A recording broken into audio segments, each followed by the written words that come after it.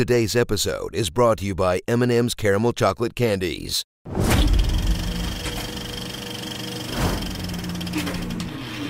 From the studio known for confusing length with depth, complexity with intelligence, and self-absorbed downers with heroism, the DCEU pulls off its biggest success yet by not doing those things. Wonder Woman. After Supergirl, Catwoman, and Elektra, studios doubted a female-led superhero movie could succeed. Now, Patty Jenkins bravely asks the question, what if a female-led superhero movie wasn't absolute garbage from beginning to end, and had a powerful message for girls? Save the world, look flawless doing it, be a literal god, then men might begrudgingly half tolerate your presence. So, if this woman can read it, we should hear what she has to say. Yes, very well. Woohoo! Progress!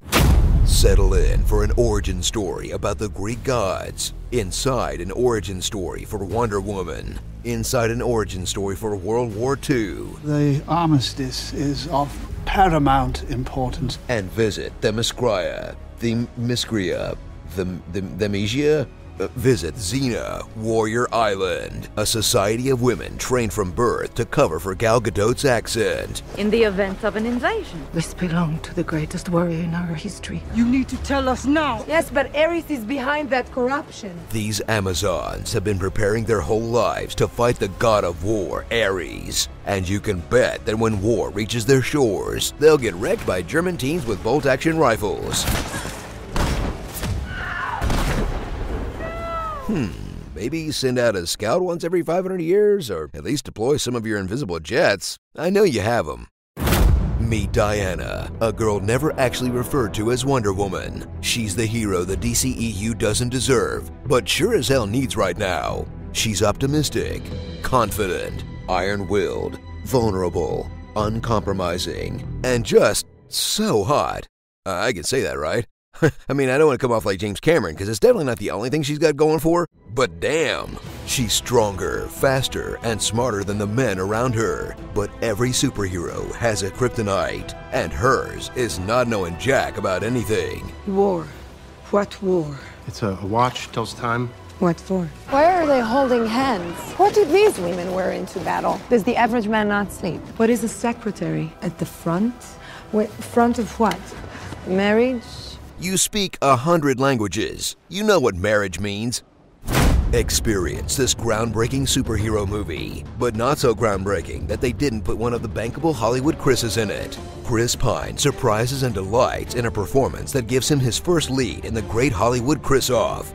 But he's more than just eye candy. He's Diana's emotional support, a voice of caution, and a love interest in constant need of rescue. Hey, they gave him the role women always have to play against the male superheroes, didn't they? I see what you did there. In a film with two grounded, complex leads, cringe at villains pulled from a different, much campier movie. But the mask won't help. They don't know that. That seems to forget the Germans in World War I were not the Nazis. I'm one of the good guys, and those are the bad guys. Seriously expects us to buy this human milk thistle as the god of war, and implies that Wonder Woman kept her head down for all of Hitler and Stalin, but did suit up the moment Lex Luthor made a Ninja Turtle. You know what? I'm sorry for even bringing BVS into this. Let's just let this one stand on its own. So get ready for a film about balancing the good and bad in all of us, that contains good and bad within itself, in this flawed but important movie that's no less important for having flaws. Is it an inspirational, well-made film that finally gives women a superhero to be proud of? Yes. Does it end with the lightning hands mustache man yelling video game level dialogue? And I believe in love. Then I will destroy you! Also yes. Starring Amazon Prime, Want to Touch the Piney, also the Queen and Gladiator, Princess Cutter-Up. Oh, party boy. Would you, apologies. A drunk Scotsman, a sneaky Frenchman, a wise old Indian guide. What are these guys, the Howland stereotypes? Pam Beasley, Dawn Tinsley. Dun, dun, dun, dun, dun, dun. And Snyder Vision. a Justice League of her own. Maybe you're better off without me, yeah? No, Charlie. Who will sing for us? Your friend clearly has PTSD. Don't go in there! Let him go home. Thanks again to M&M's Caramel Chocolate Candies for sponsoring today's episode. Could this voice be any more epic?